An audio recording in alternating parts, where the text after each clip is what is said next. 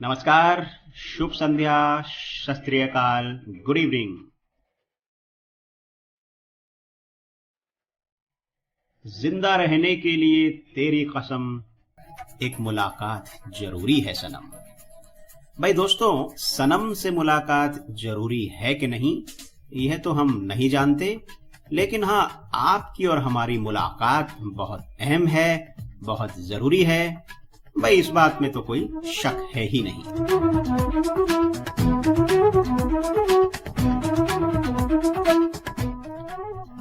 हाजिर हूं एक बार फिर से मैं, आपका दोस्त, आपका होस्ट अमित भट्ट, रेडियो उड़ान के आपके अपने चिर परिचित प्रोग्राम एक मुलाकात में।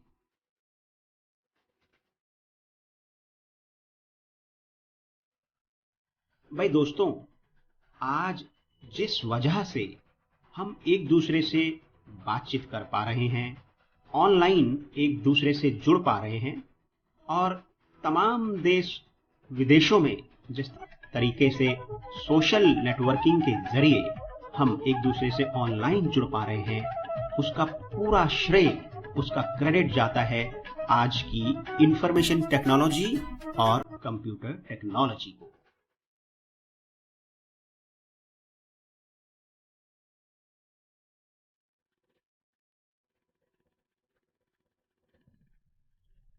श्रोताओं, आज से 20-22 वर्ष पूर्व जब भारत में दृष्टिबाधितों के लिए कंप्यूटर क्रांति का उदय हुआ, तब एक नई राह दृष्टिहीनों के लिए खुली, और इस कंप्यूटर क्रांति ने दृष्टिबाधित लोगों के लिए भारतवर्ष में भी नए अवसर प्रदान किए, नए रास्ते खोले।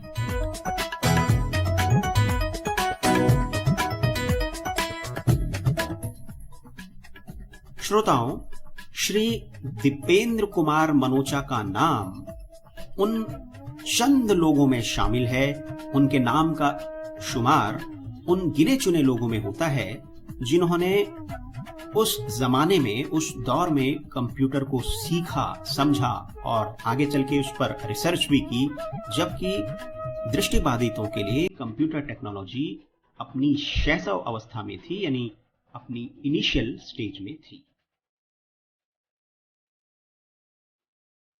आगे चल के श्री दीपेंद्र कुमार मनोचा ने दृष्टिबाधितों के लिए कंप्यूटर टेक्नोलॉजी में काफी रिसर्च की और उससे जुड़े हुए तमाम आयामों में और डेवलपमेंट में अपना कंट्रीब्यूशन दिया। जी हाँ दोस्तों, दीपेंद्र कुमार मनोचा पिछले 20-25 वर्षों से दृष्टिबाधितों के लिए कंप्यूटर टेक्नोलॉजी और उसके डेवलपमेंट में जुड़े हुए हैं, और उनके इस उत्कृष्ट कार्य के लिए वर्ष 2005 में उन्हें भारत सरकार के द्वारा राष्ट्रीय पुरस्कार से भी सम्मानित किया जा चुका है।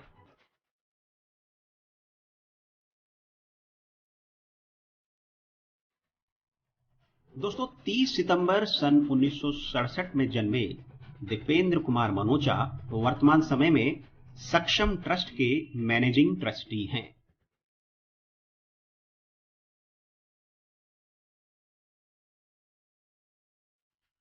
जी हां दोस्तों, आप समझ गए होंगे कि आज हम मुखातिब होने जा रहे हैं श्री दीपेंद्र कुमार मनोचा से, जो कि कंप्यूटर टेक्नोलॉजी में अपने उत्कृष्ट प्रदर्शन के कारण, या कहना चाहिए कि अपने उल्लेखनीय कंट्रीब्यूशन के कारण, योगदान के कारण बन गए हैं भारत में कंप्यूटर टेक्नोलॉजी के भीष्म पितामह।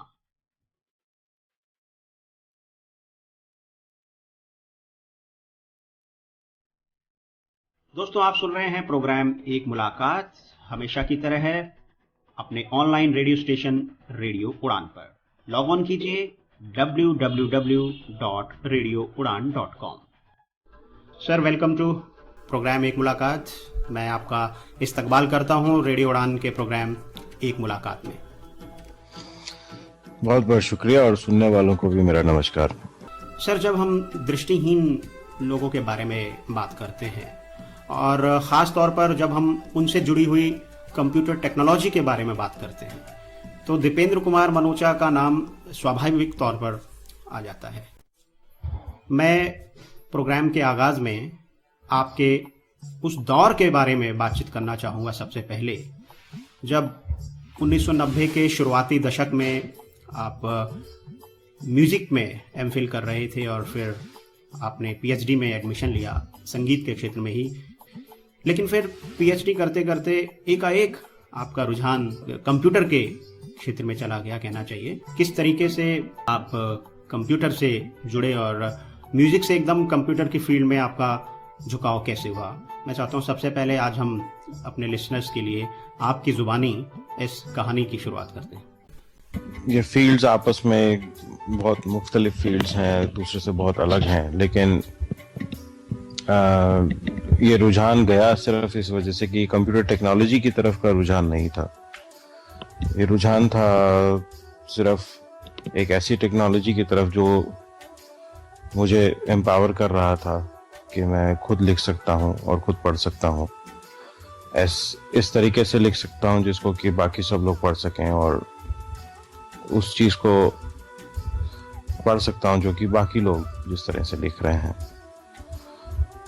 और यही एक चीज़ थी जिसको उस समय ढूंढ रहा था, या जिसके लिए बहुत बड़ी कुंठा मन में पैदा हुई थी कि लोग कब तक, कैसे मैं डिपेंडेंट रहूं इन चीज़ों के लिए, कब तक पढ़े लिखे होने के बावजूद मैं लोगों को कहता रहूं कि मेरे लिए लिखें, मेरे लिए एप्लीकेशंस लिखें, मेरे लिए एग्ज़ाम्स लिखें।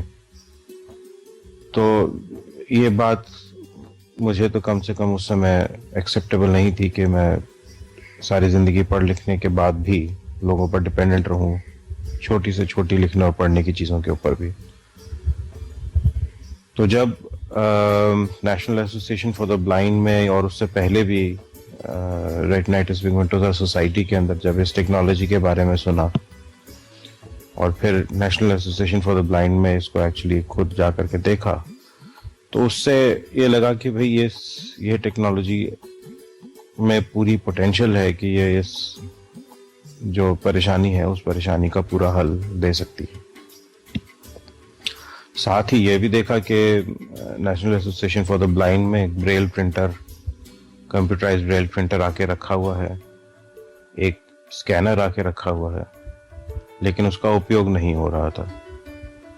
तो शुरू के ही 1-2 महीनों में, 2-3 महीनों में जैसा मन करता था कि भाई आप किसी भी चीज़ को उठा के देखें, उसको साथ एक्सपेरिमेंट करें और उसको काम करता हुआ देख सकें, इस चीज़ की तरफ एक झलक सी थी मन में कि इस तरह से किया जा सके। तो उस ब्रेल प्रिंटर का मैनुअल पढ़ के, उसको चला के और ब्रेल की किताब ब्रेल में छाप पाए। 3 महीने करीब लगे इस चीज़ को कंप्यूटर को पहली दफ़े हाथ लगाने के बाद।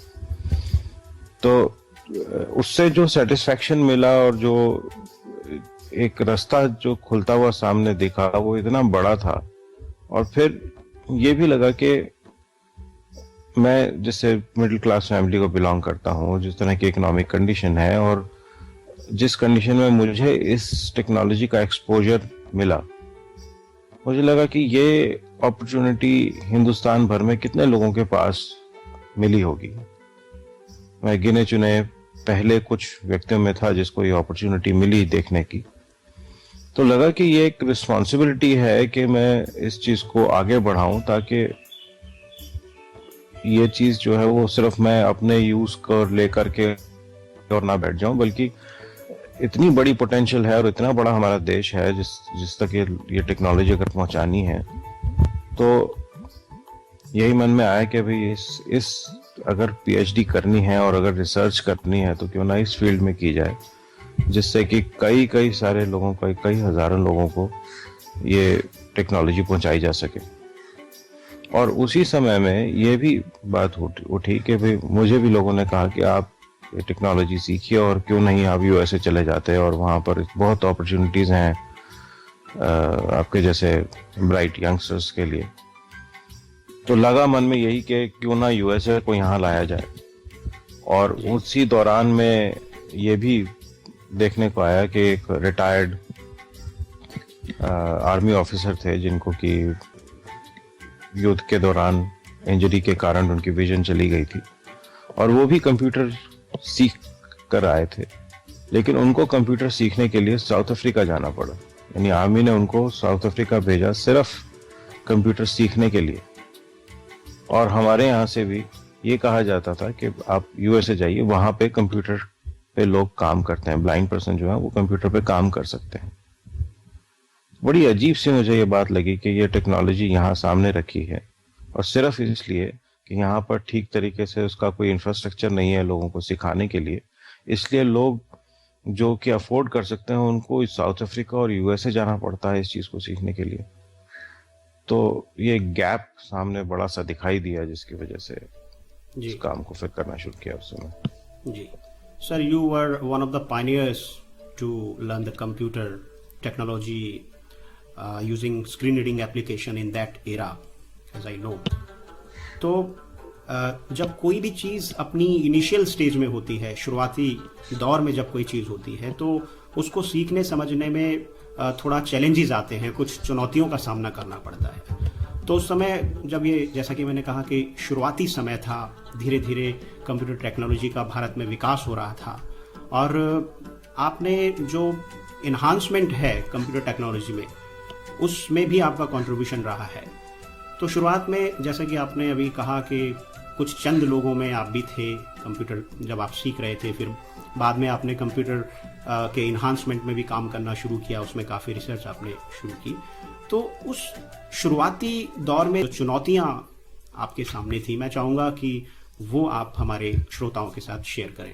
ये कंप्यूटर की फील्ड में एक ये सबसे ज़्यादा मज़ेदार बात जो मुझे लगी कि मेरे को अगर कोई आप पूछें कि चुनौतियां क्या थी, तो मुझे चुनौतियां शायद गिनाने में मुश्किल पड़ेगी, क्योंकि चुनौतियां तो खैर अगर गिनवाएं तो अगर उनको चुनौतियां कहें तो यही होगा कि हम लोग क्या कर सकते हैं इसके बारे में कोई नहीं जानता था, हम लोगों को क्या सीखना चाहिए इसके बारे में कोई नहीं जानता था, हमें स्प्रेडशीट पे काम करना चाहिए कि नहीं करना चाहिए, वो चीज़ ब्लाइंड पर्सन उसके लिए उनका कोई उपयोग है कि नहीं है, और उस पर हमारी टेक्नोलॉजी काम करती है कि नहीं करती है। ऐसे ऐसे बुनियादी से सवालों पर भी कोई आंसर देने वाला कोई व्यक्ति हमारे देश में तो था नहीं। तो जो हमको सिखाने के लिए भी शुरू में जो जिनको हायर किया गया, जो हफ्ते में सिर्फ एक दिन वहाँ पे एज वॉलंटियर आती थी हमको सिखाने के लिए, बाकी सारा कुछ सीखना हमें खुद ही था।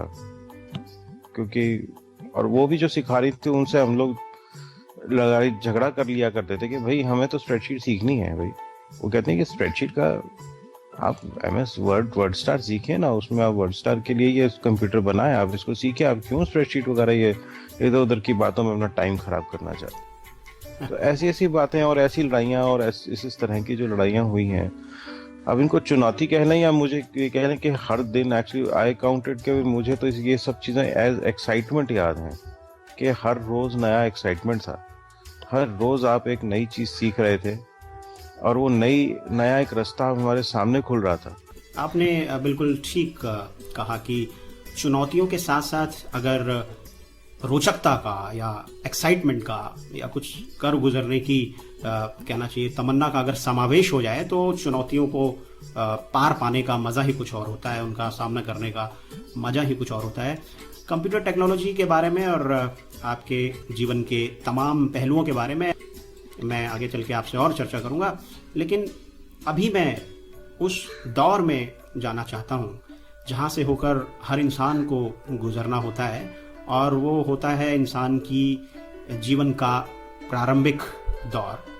मेरा इशारा आपके बचपन की तरफ है, किस तरीके से आपका बचपन रहा और जहां आपने ब्लाइंडनेस को साथ रखते हुए आपने अपनी स्टडीज वगैरह भी की होंगी। मैं शुरू से एक थोड़ा सा इंट्रोवर्ट किस्म का और चुप किस्म का और बहुत बाहर ज़्यादा बातचीत या हल्ला गुल्ला करने वाला बच्चा नहीं रहा, तो उसी के ही मुताबिक अपनी डिप्रेशन और चैलेंजेस और इन सब से जूझता रहा।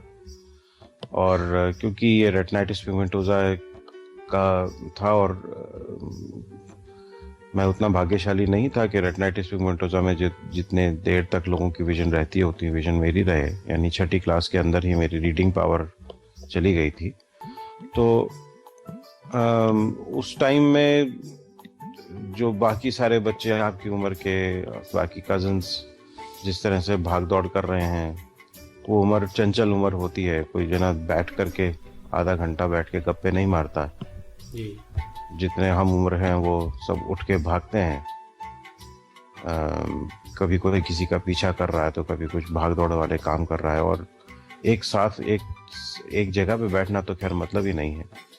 तो उसकी वजह से आपके हम उम्र के बाकी जो लोग हैं उनसे आपका मेरा थोड़ा सा कटाव हो जाना, या सोशल एक्टिविटीज़ में इतनी तेज़ी से पूरी तरीके से पार्टिसिपेट ना कर पाना, इसकी वजह से हाँ कई सारी कुंठाएं रही हैं। उन कुंठाओं के साथ जीवन बड़ा हुआ, और मैं कहता हूँ शायद उसकी वजह से जीवन दर्शन की तरफ रुझान हुआ, और उस तरह की चीज़ों को सोचने की तरफ रुझान हुआ। उस सब चीज़ ने ग्रोथ के में बहुत अहम भूमिका निभाई। और जो भी कुछ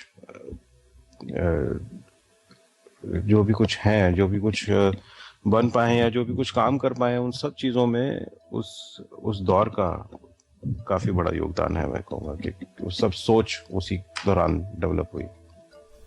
जब आप स्कूलिंग कर रहे थे या जब आप छोटे थे, कभी आपने कल्पना की थी कि आने वाले समय में एक कंप्यूटर क्रांति दृष्टिहीनों के लिए भारत में हो जाएगी और उस पर आप एक की रोल प्ले करेंगे? नहीं, मतलब ही नहीं था उस समय तो कंप्यूटर्स के बारे में और इन सब चीज़ों के बारे में सुना ही कहाँ था बिल्कुल भी। तब तो खैर तब का दौर यही था कि भाई अपना एक आध कॉपी ब्रेल की अपनी लीजिए और पूरे क्लास के लोग उसको उसी एक कॉपी को शेयर करके किताबें पढ़िए, या फिर अपने पेरेंट्स को, फ्रेंड्स को, आसपास के लोगों को बोलिए कि आपको पढ़ के सुनाएं और उसी से आप अपना स्टडी करें। और इसी के चलते ही म्यूज़िक की फील्ड की तरफ भी भेजा गया कि भाई ठीक है, म्यूज़िक में कम से कम आपका लिखने और पढ़ने की तरफ उसकी तरफ ज़्यादा ज़रूरत नहीं रहेगी। आपको प्रैक्टिकली सिर्फ गाना है और वो तो सुनना है, और गाना है वही चीज़ है, तो उसमें कहीं एक्सेसिबिलिटी की ज़्यादा प्रॉब्लम नहीं आएगी, इसलिए आप वहाँ जाइए। अगर उस समय में लिखने और पढ़ने की इंडिपेंडेंस का और उसका कुछ हल्का सा भी अगर गुमान होता तो म्यूज़िक की फील्ड के बजाय कोई और फील्ड चुनी होती।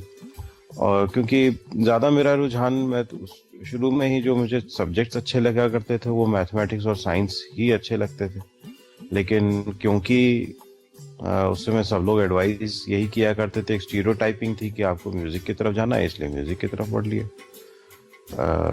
गुरु शिष्य परंपरा में भी सीखा और वो सब सीखा किया पूरी तरीके से। उस समय 12 साल अपने जीवन के म्यूज़िक को दिए तो वो पूरी तरीके से ही दिए, ऐसा नहीं था कि उसमें कुछ कमी रही हो। अच्छा एंजॉय किया उस दौर को भी, अच्छी मेहनत करी। लेकिन हाँ, इसके बारे में ऑब्वियसली कुछ भी पता नहीं था कि इस तरफ जाना है। बल्कि जब कंप्यूटर सीखना भी शुरू किया तब भी ये नहीं पता था कि इसकी तरफ जाना है, क्योंकि शुरुआत तो यही हुई कि अब चलो इसकी तरफ काम करना शुरू करते हैं, रिसर्च इसकी तरफ करते हैं। लेकिन ऐसा नहीं था कि एक ही दिन में स्विच ओवर हो गया। शुरू में लगा अच्छा चलो 2-3 घंटे इस काम को देना शुरू कर देते हैं वॉलंटरीली, बाकी अपना करियर तो म्यूज़िक में बनाना ही बनाना है, अब इतने साल दे दिए हैं तो। फिर वो 2 घंटे बढ़ते बढ़ते आधा दिन हुआ, फिर पूरा दिन हुआ, फिर 24 घंटे हो गए। धीमे धीमे सारा लाइन ही बदल गई। सर, मैं साफा जो कि एक हिंदी का स्क्रीन रीडिंग एप्लीकेशन है, स्क्रीन एक्सेस फॉर ऑल, उसकी डेवलपमेंट में भी आपका कंट्रीब्यूशन रहा। और उस समय आपने कहा था कि अब हिंदी के कारण किसी को भी एडमिशन से वंचित नहीं होना पड़ेगा, चाहे वो जॉब की बात है, चाहे वो स्कूल या कॉलेजेस में एडमिशन की बात है। तो कुछ हमारे श्रोता जानते होंगे, लेकिन जो लोग नहीं जानते हैं मैं चाहूँगा कि उनके लिए आप ये इन्फॉर्मेशन शेयर करें साफा के बारे में। वो देखिए सन 1993 में, ये दिसंबर में बल्कि, ये पहली बार कंप्यूटर को हाथ लगाया था। 1-2 साल चलते चलते देखा कि चलो अंग्रेजी में तो सारा काम हो रहा है, कंप्यूटर ट्रेनिंग की शुरुआत हो गई NAV के अंदर।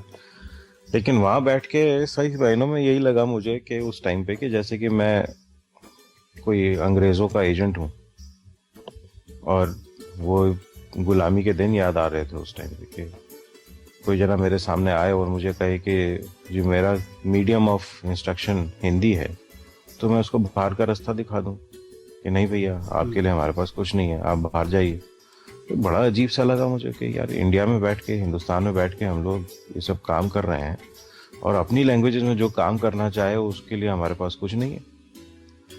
तो उस टाइम से सन 95 से ही एक्चुअली कोशिश शुरू कर दी थी। कई लोगों के पास, कई साइंसदानों के पास जाना शुरू कर दिया अपनी प्रॉब्लम्स लेकर के कि भाई ये हमारी प्रॉब्लम है। हम इंग्लिश में तो मैंने काम करना शुरू कर दिया, लेकिन हिंदी और इंडियन लैंग्वेजेस में क्या करें। तो यहाँ पर दिल्ली में ही नेशनल फिजिकल लेबॉर्ट्री के उसके अंदर सीरी पिलानी की एक स्पीच लैब हुआ करती थी। उनके डायरेक्टर से जाके मिले कि भाई आप स्पीच टेक्नोलॉजी पे काम कर रहे हैं, हमारा ये स्क्रीन रीडिंग सॉफ्टवेयर की टेक्नोलॉजी है, उसमें हिंदी जोड़नी है हमने। तो उनको भी बड़ा एक्साइटमेंट लगा कर, अरे कोई तो आया जो हमसे हमारी टेक्नोलॉजी को यूज करने की बात कर रहा है। तो उन्होंने भी बड़ा सहयोग दिया, लेकिन अनफॉर्चुनेटली कोई भी चीज, कोई सॉल्यूशन बन के सामने नहीं आ रहा था। तो 95 से ही जो एफर्ट शुरू किए, 2000 निकल गया, 5 साल 7 साल 8 साल निकल गए। तो ये लगा कि यार चलो, लोगों से, कई सारे इंस्टीट्यूशन से तो बात कर ही ली कि आप ये सॉल्यूशन दो, क्यों ना खुद कोशिश करके देखी जाए। खुद ही क्यों ना कुछ सॉफ्टवेयर डेवलपर से बात की जाए कि यार क्यों ना हम ही खुद बनाए। फॉर्चुनेटली उस टाइम पे दिनेश कौशल भी अपनी एजुकेशन उस समय थोड़ा बहुत इंग्लिश में सीख के आए थे, तो उनके साथ बातचीत हुई और वो उनका रुझान था कि उनको कंप्यूटर साइंस में ही कुछ करना है। तो मैंने कहा यार चलो फिर हम ही मिलके क्यों ना करें, जब बाकियों से कुछ नहीं हो रहा। तो आप बनाओ, देखो इसके ऊपर कुछ जो सपोर्ट चाहिए हम सपोर्ट देते हैं, आप इस पे सॉफ्टवेयर डेवलपमेंट को शुरू करो। तब वो एमएससी कंप्यूटर साइंस वगैरह अपने कर्मठता के कारण पूरी कर रहे थे। तो उसके साथ साथ ही फिर ये स्क्रीन रीडिंग सॉफ्टवेयर और हिंदी की लैंग्वेज को साथ लेकर के उस पर काम करना फिर शुरू किया था। साफा खैर अब पीछे छूट गया है, साफा एक्टिव प्रोजेक्ट नहीं है, पर हाँ वो वाला काम अभी भी जारी है। आप ये सोचे कि 95 से लेकर के अब 2014 हो गया है, लेकिन आज भी उसी चीज़ से हम लोग जूझ रहे हैं। अच्छी बात नहीं है, 19 साल बहुत बड़ा वक्त होता है, लेकिन आज भी एक प्रोजेक्ट को हम लोग लीड कर रहे हैं कि जिसके अंदर NVDA स्क्रीन रीडिंग सॉफ्टवेयर के साथ में सारी इंडियन लैंग्वेजेस को जोड़ा जा सके। हिंदी का हल तो मिल गया, लेकिन अभी बहुत सारी इंडियन लैंग्वेजेस हैं जिसका हल आज भी लोगों के हाथ में नहीं है। और इसके पीछे भी सोच यह है कि भाई eSpeak जैसे open source text to speech engine के अंदर इंडियन लैंग्वेजेस जोड़ने का जो काम कर रहे हैं, उसके पीछे भी सोच यह है कि कुछ लोग कहते हैं कि इसके अंदर क्यों करेंगे, क्योंकि इसकी तो वॉइस क्वालिटी अच्छी नहीं है। तो मुझे अपने वही 93 वाले दिन याद आ जाते हैं कि उस टाइम पे जो स्पीच सिंथेसाइजर था उसकी क्वालिटी तो eSpeak से कहीं ज्यादा बकवास थी, इंग्लिश में भी जी। और उस समय जब उस बकवास स्पीच क्वालिटी में इतनी ताकत थी कि वो मुझे अपनी PhD और 12 साल की मेहनत को छोड़ के और ये सारी मैं अपनी पूरा का पूरा करियर चेंज करना, अगर उसमें इतनी ताकत थी तो वो कुंठा अपनी और उसके जो उसमें जो उस कुंठा का जो इलाज जो उस खराब सी बहुत बकवास आवाज ने मुझे दिया था, तो मुझे लगता है कि जिनके पास हिंदी के अंदर कोई अच्छी आवाजें हैं, ये शायद उन लोगों को समझ, या इंग्लिश की जो अच्छी आवाजें उन लोगों को शायद इसकी वैल्यू समझ में ना आए, लेकिन उड़िया भाषा में काम करने वाले वो लोग जिनके पास कुछ नहीं है उनको शायद इसकी वैल्यू बहुत दिखाई देगी कि कम से कम ये eSpeak में भी उड़िया बोला तो सही, चाहे खराब बोला चाहे जैसा भी बोला, लेकिन कुछ तो एक्सेस मिला। पहला step of access to digital world ये आया तो सही। Hello दोस्तों, are you looking for positivity and enthusiasm in life? Then don't worry. This brand new show called Inspirational Wings is just for you. So guys, to enjoy this beautiful ride with you on RJ Divya, don't forget to tune us every Thursday 9 to 10 only on Radio Udan.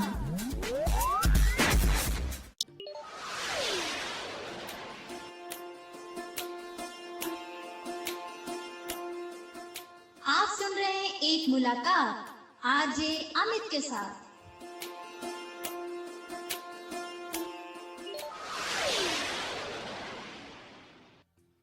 हमारे श्रोता सुन रहे हैं radio उड़ान पर अपना पसंदीदा programme एक मुलाकात, और आज इस कार्यक्रम में हमसे मुखातिब हैं श्री दीपेंद्र कुमार मनोचा।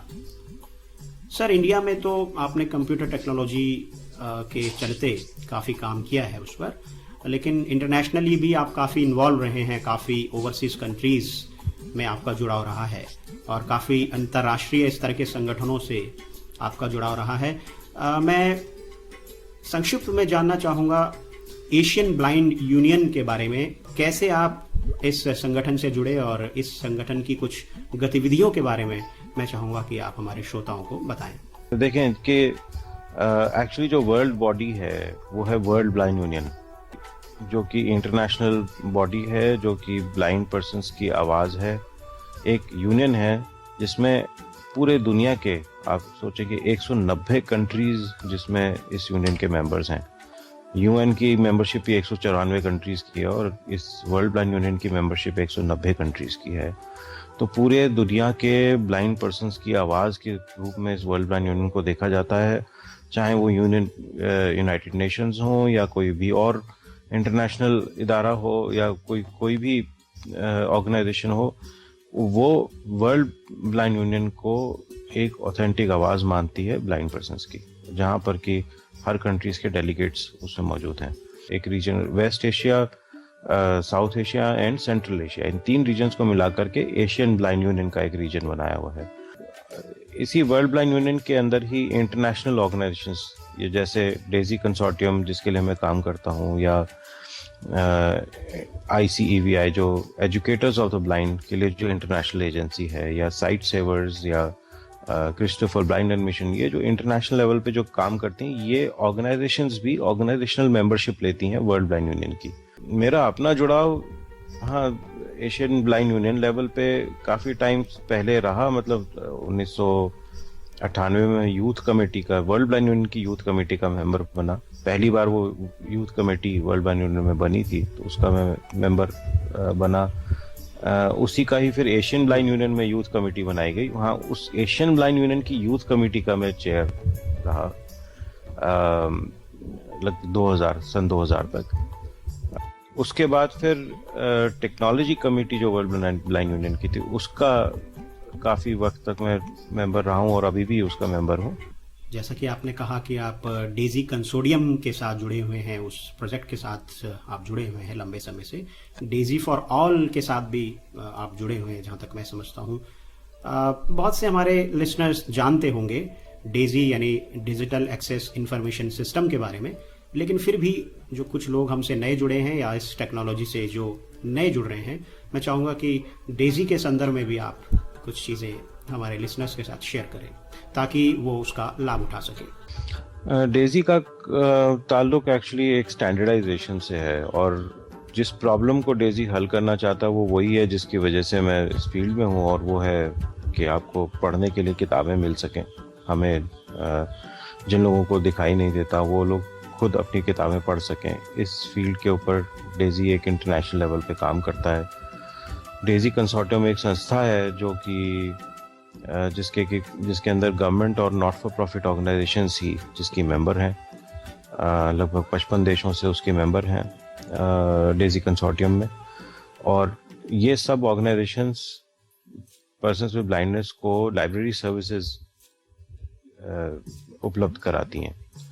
तो जैसे NAB दिल्ली हो गया या कोई हो गया जो अपनी सर्विसेज, लाइब्रेरी सर्विसेज ऑफर करता है, इसी तरह की सारी ऑर्गेनाइजेशंस ने मिल करके ये कहा कि डिजिटल जब हम कैसेट्स छोड़ करके डिजिटल वर्ल्ड की तरफ गए तो वहाँ पे कई किस्म के चैलेंजेस थे, और डिजिटल वर्ल्ड में स्टैंडर्डाइजेशन की ज़रूरत थी। यानी एक किताब जो दुनिया के एक कोने में डिजिटल फॉर्मेट में बने, वही किताब उसी फॉर्मेट में दूसरे कोने में भी पढ़ी जा सके। यानी अगर कोई किताब USA में बन रही है तो उसी किताब को हम लोग हिंदुस्तान में भी पढ़ सकें। डिजिटल फॉर्मेट की वजह से हमें उसके लिए एक अलग प्लेयर ना खरीदना पड़े। पता लगे हम ऐसी दुनिया की तरफ बढ़ने वाले थे, ऐसी दुनिया की तरफ लोग जा रहे थे दुनिया में, कि जो किताब अमेरिका में पढ़ी जाएगी उसका प्लेयर अलग होगा, जो वही किताब अगर UK में रिकॉर्ड होगी तो उसका प्लेयर अलग होगा।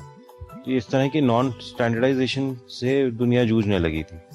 तो डेजी कंसोर्टियम का जन्म हुआ। हमने कहा हम सब लोग इकट्ठे मिलके बैठते हैं और एक स्टैंडर्ड बनाते हैं ताकि सारी दुनिया में एक ही किस्म की डिजिटल बुक्स हों, ताकि उसको पढ़ा जा सके कहीं पे भी।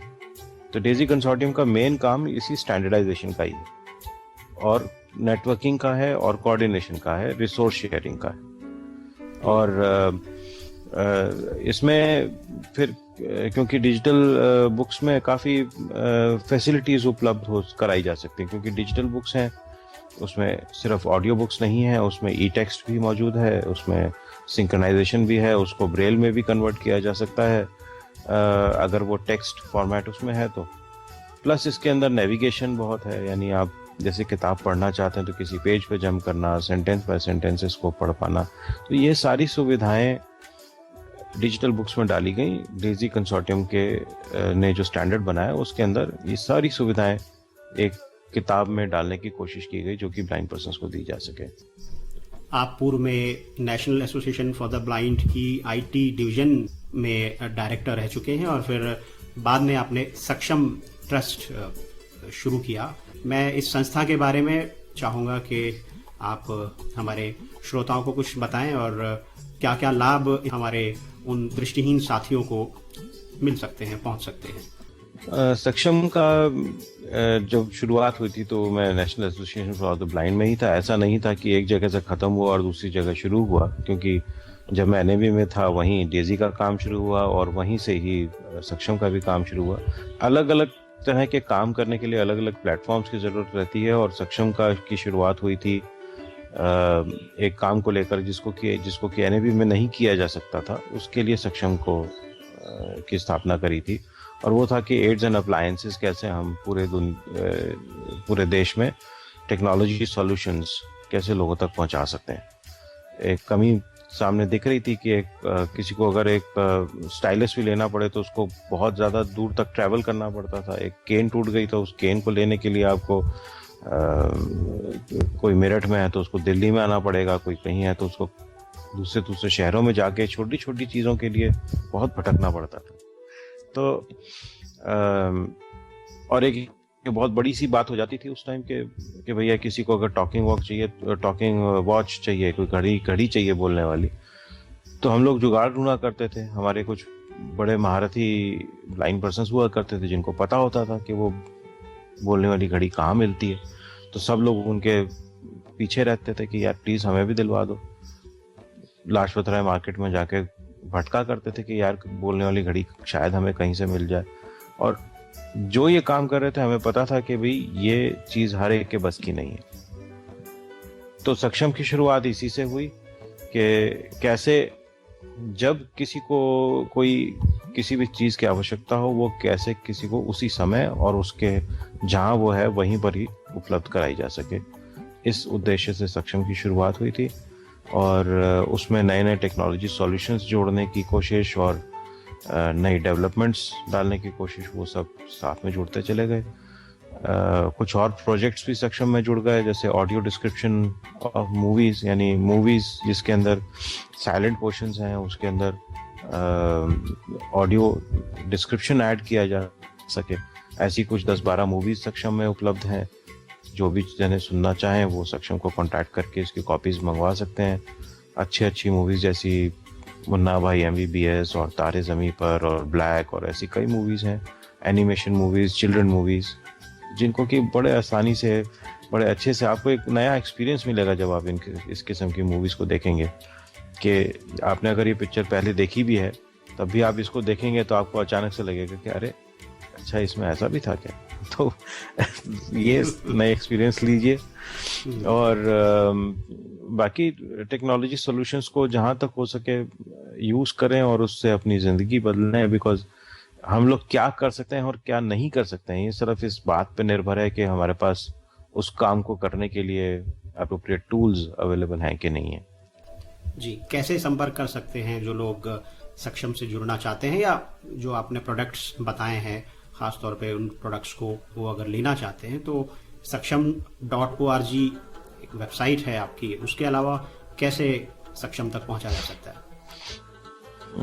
सक्षम तक पहुंचने के लिए एक तो आपने वेबसाइट तो बताई ही, उसके अलावा saksham.org जो वेबसाइट है saksham.org, ईमेल कर सकते हैं info@saksham.org, फ़ोन कर सकते हैं, फ़ोन नंबर है 011-4241-1015, यानी 011 दिल्ली का कोड, उसके बाद 42 41 10 15। सक्षम की ही हेल्पलाइन भी है जिसमें टेक्नोलॉजी के बारे में आप और जानकारी ले सकते हैं। उसका नंबर है 6465-0655, 6465-0655। जी। और बाकी आप जब भी कोई भी जना आना चाहे तो ये इसका जो पता है वो है 486 double storey new Rajendra Nagar, यानी 486 double storey new Rajendra Nagar, नई दिल्ली। जी, हम उम्मीद करते हैं कि हमारे श्रोताओं ने ये तमाम पते, एड्रेस, वेबसाइट, ईमेल और टेलीफोन नंबर्स जो आपने बताए हैं वो नोट कर लिए होंगे।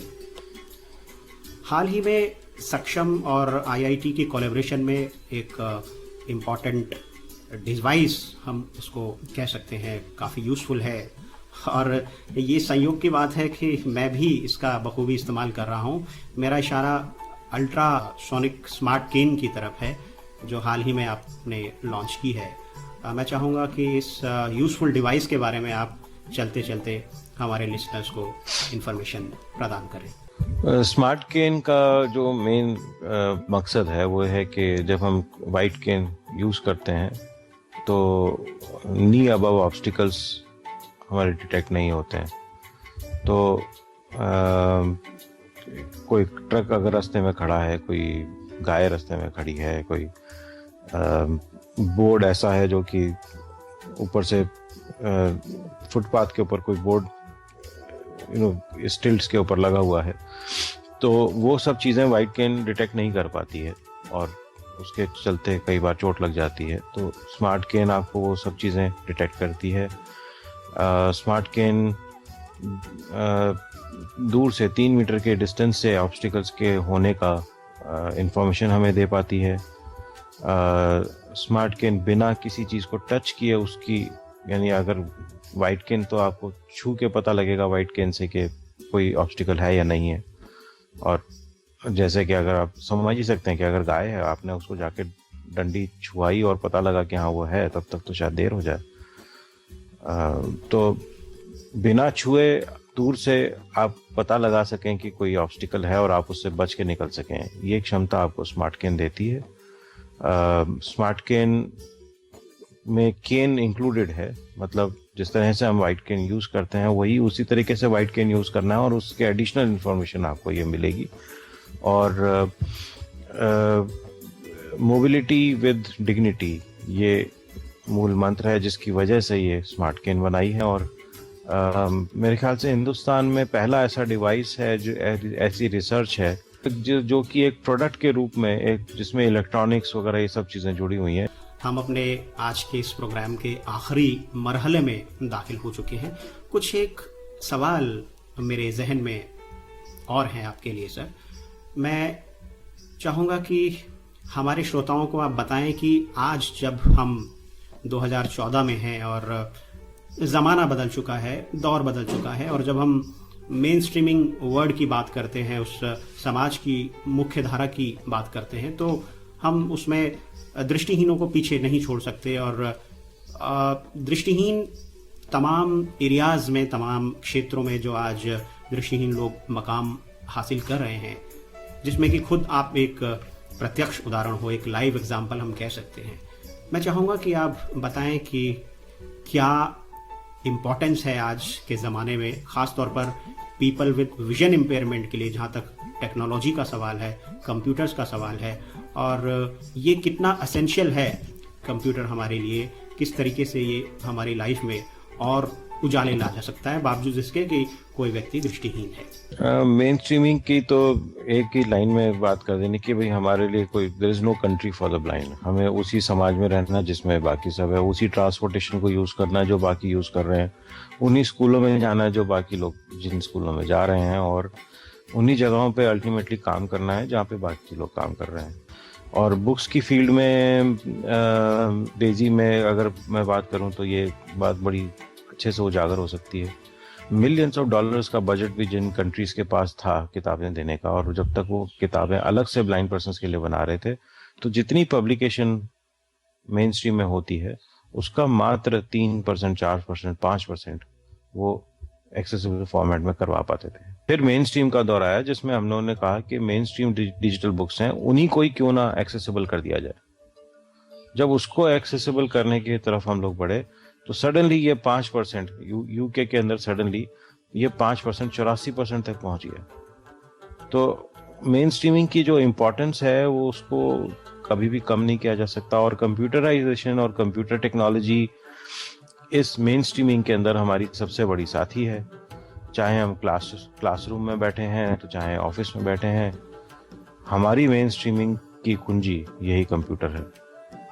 और इसको नकारा जा नहीं सकता। इसको जितनी जल्दी के अपना लेंगे उतना जल्दी अच्छा होगा। आज के शो को वाइंड अप करने से पहले फाइनली कोई मैसेज आप हमारे लिसनर्स के लिए डिलीवर करना चाहेंगे? नए दुनिया के नई अपॉर्चुनिटीज हम लोगों के पास में आ रही हैं।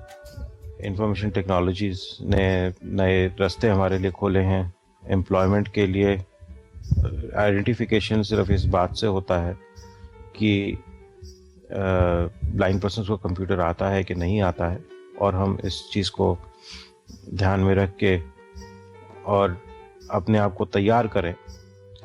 तो लास्ट में सिर्फ यही कहूँगा कि मेरे दिन की शुरुआत होती है न्यूज़पेपर को खुद पढ़ने के साथ। मैं मैगजीन्स खुद पढ़ता हूँ।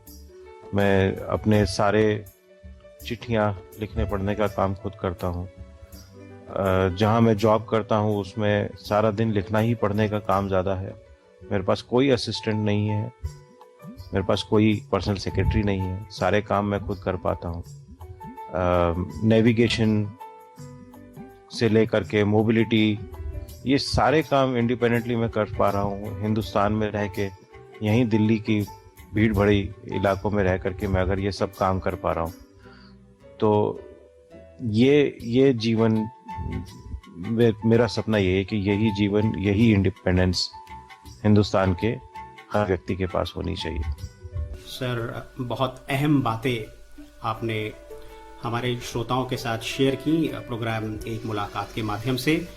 आपने अपने सारे अनुभव हमसे बांटे। आप स्टूडियो में आए, प्रोग्राम एक मुलाकात में आप हिस्सा बने। स्टूडियो में आने के लिए और हमसे बातचीत करने के लिए आपका बहुत बहुत धन्यवाद।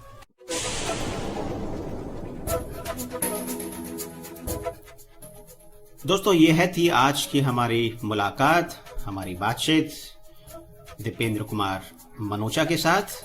इस प्रोग्राम के बारे में आप अपनी फीडबैक हमें ईमेल के माध्यम से भेज सकते हैं। हमेशा की तरह है, हमारा ईमेल आईडी है mail@radioudan.com और स्पेसिफिक ईमेल आईडी जहां आप मुझे सीधे लिख सकते हैं, अपने विचार, अपने थॉट्स हमें भेज सकते हैं। ईमेल आईडी नोट कीजिए, amit@radioudan.com।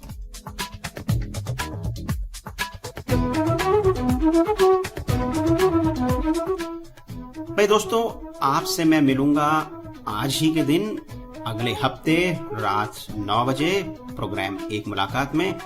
तब तक आप यूं ही मुस्कुराते रहिए, खिलखिलाते रहिए और रेडियो उड़ान से प्रसारित होने वाले तमाम कार्यक्रमों का हमेशा की तरह आनंद लेते रहिए।